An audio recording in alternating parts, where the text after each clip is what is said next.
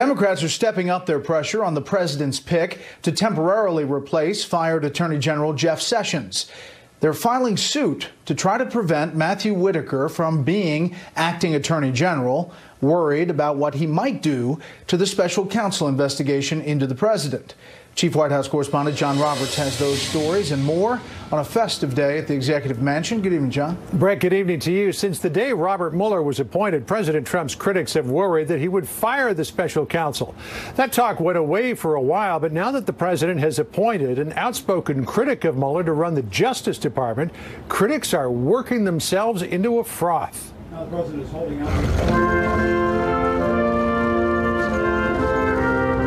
As President Trump and the First Lady greeted the arrival of the White House Christmas tree, official Washington was digesting his interview with Chris Wallace. Mr. President, thank you for talking with us. In particular, his declaration that he won't interfere if interim Attorney General Matt Whitaker reins in the Mueller probe. Look, it's going to be up to him.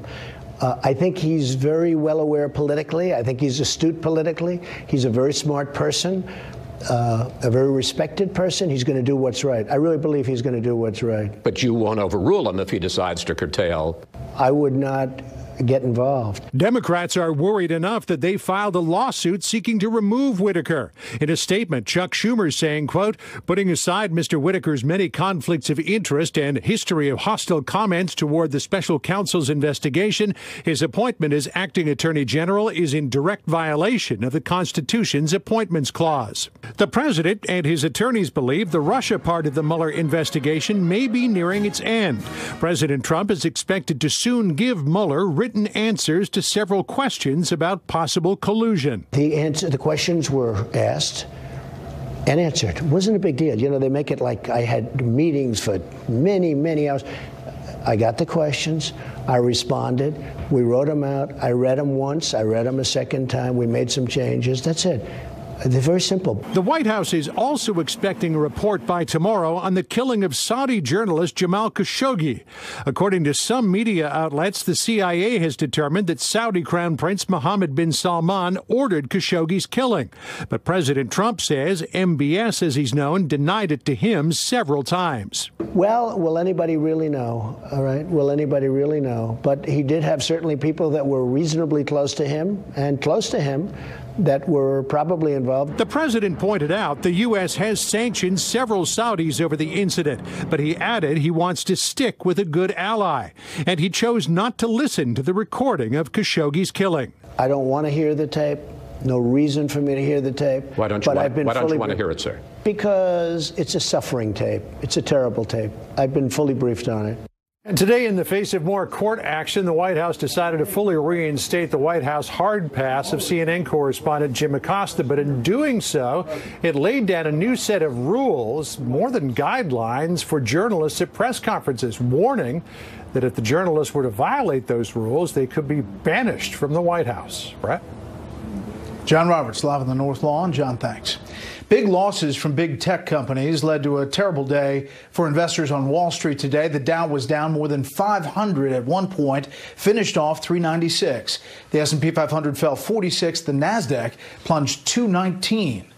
Let's find out why the market keeps dropping. Susan Lee of the Fox Business Network joins us from New York. Good evening, Susan. Good evening, Brett. Market confidence has definitely been shaken the last few months. Global concerns are mounting, and the leaders of the rally, big tech, are faltering. Today, it was Apple, the main drag, and taking the technology-heavy Nasdaq along with it. Concerns over iPhone demand and reports that Apple will be cutting production as a result pushed down Apple stock into bear market territory during the session today. That's 20% down from its recent peaks. Apple now joining the rest of the Silicon Valley giants called the FANGs. That includes Facebook, Apple, Amazon, Netflix, and Alphabet, parent company to Google, all losing around 20% from recent highs. The reason?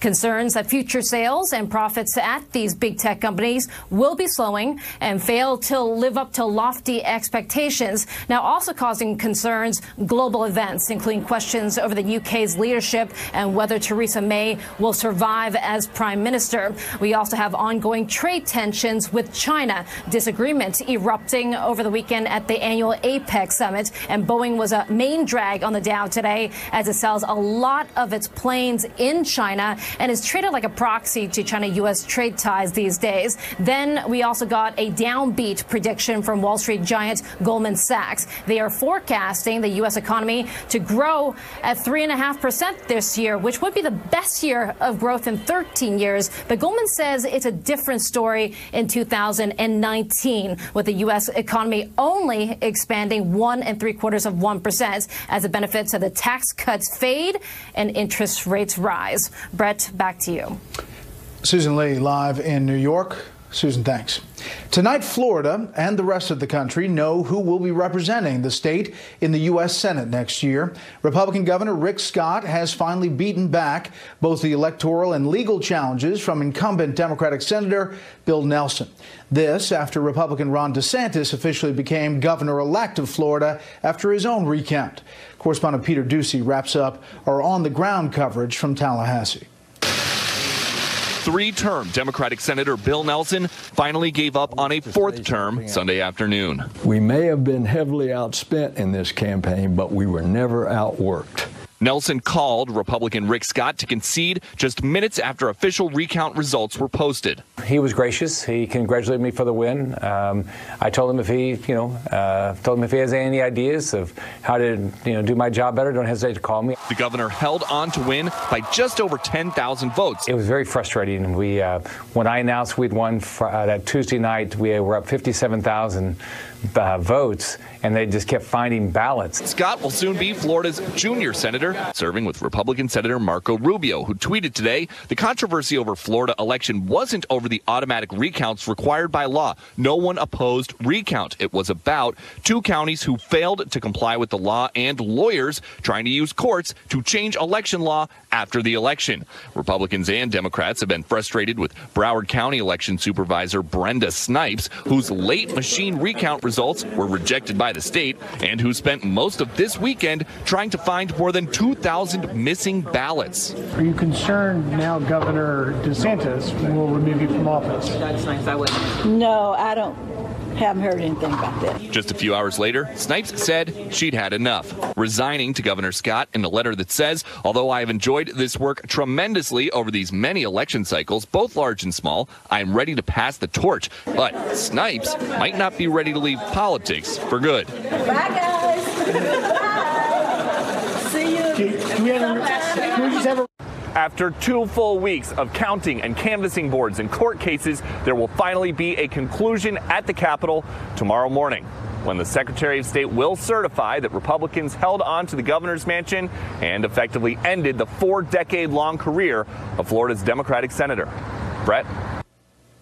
Peter Ducey in Tallahassee. Peter, thanks. Let's talk about the increasingly popular Democrat tactic of challenging the legitimacy of Republican winners in recent elections. Senior political analyst Bret Hume joins us tonight. Good evening, Bret.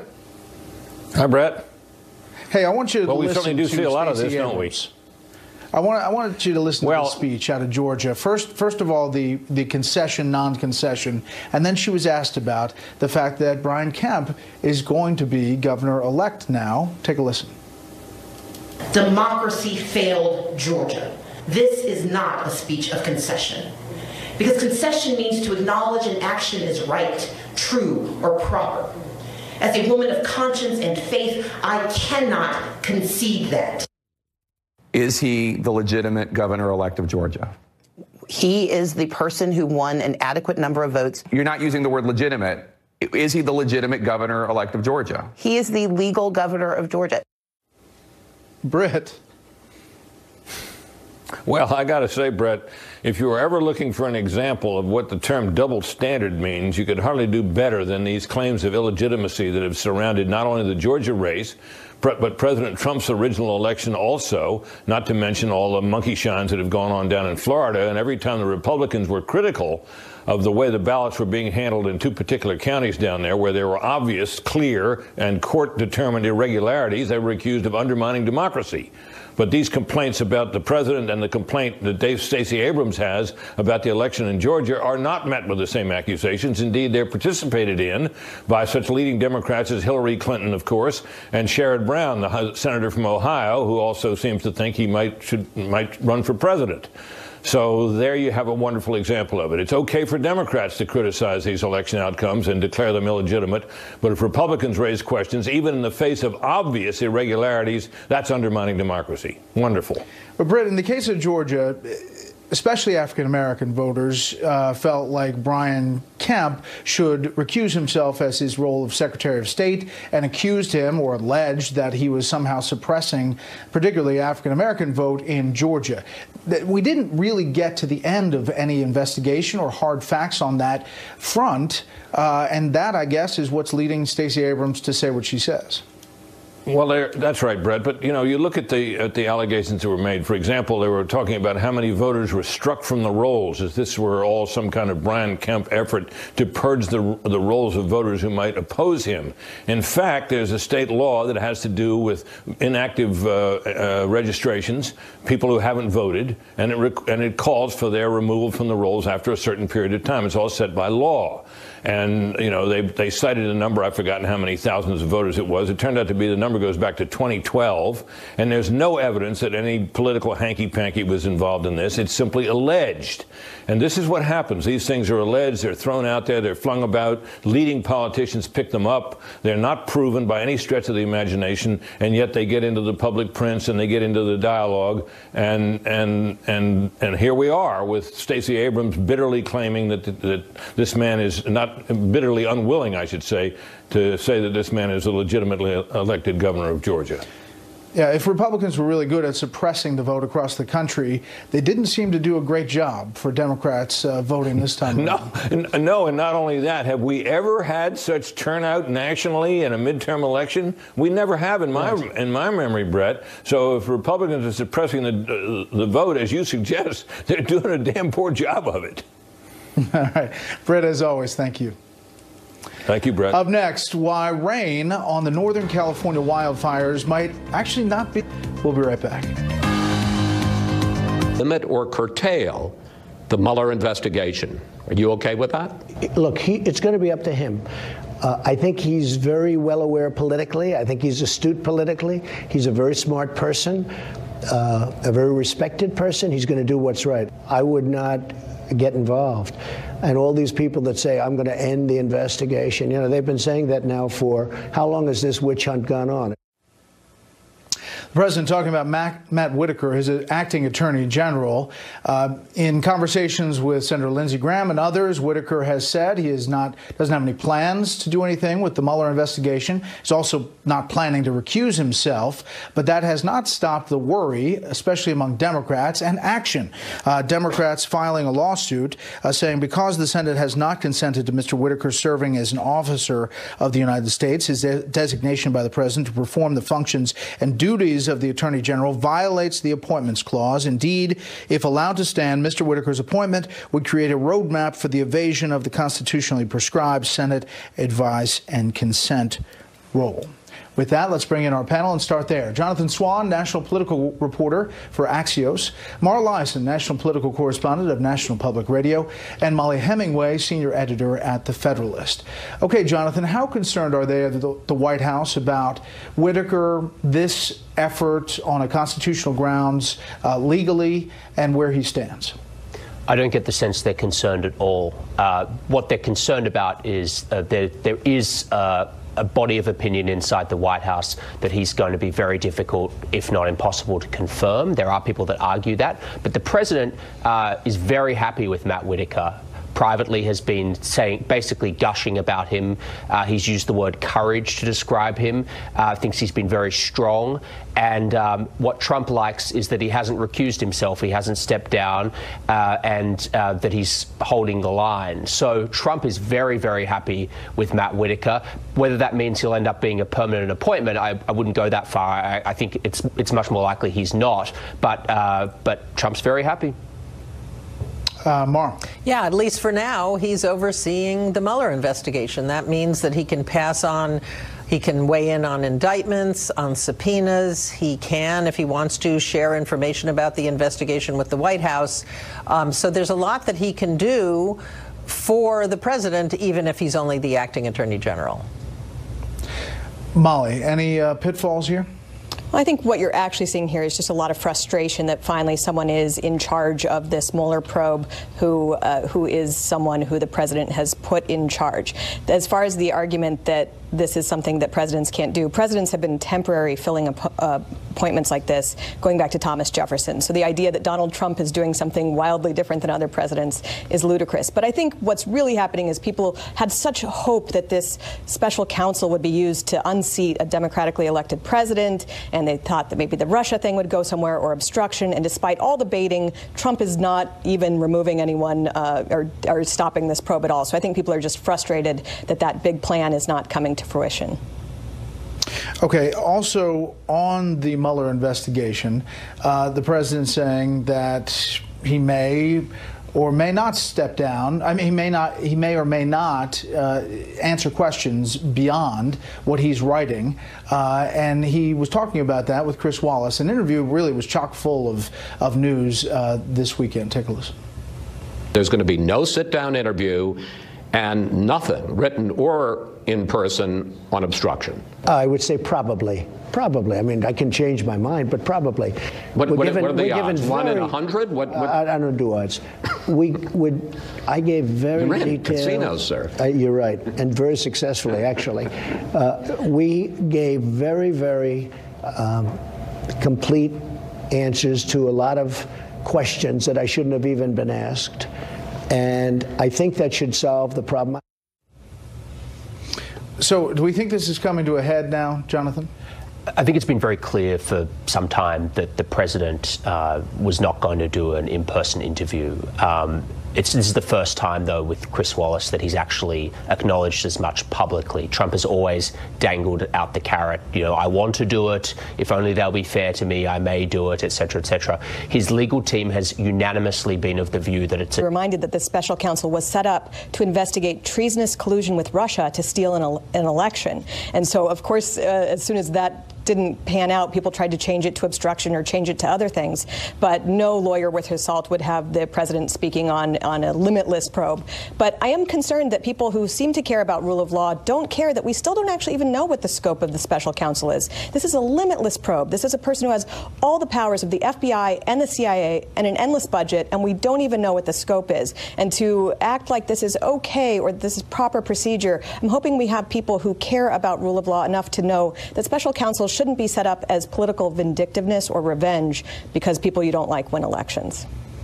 Mar, the drama that was the hard pass up in the air with Jim Acosta at CNN is over. Sarah Sanders putting out a statement, we would have greatly preferred to continue hosting White House press conferences in reliance on a set of understood professional norms. We believe the overwhelming majority of journalists covering the White House share that preference. But given the position taken by CNN, we now feel obligated to replace previously shared practices with explicit rules, saying they're not going to take away his hard pass, they're not going to suspend it, but they are going to have rules of decorum and list those. And if you don't follow the rules, they have the option to say, hit the road. That's right. Well, a couple of things. When the judge said that they had to temporarily reinstate Acosta's pass, at that time, the administration said they were going to yank it again at the end of that interim period. They've changed their mind.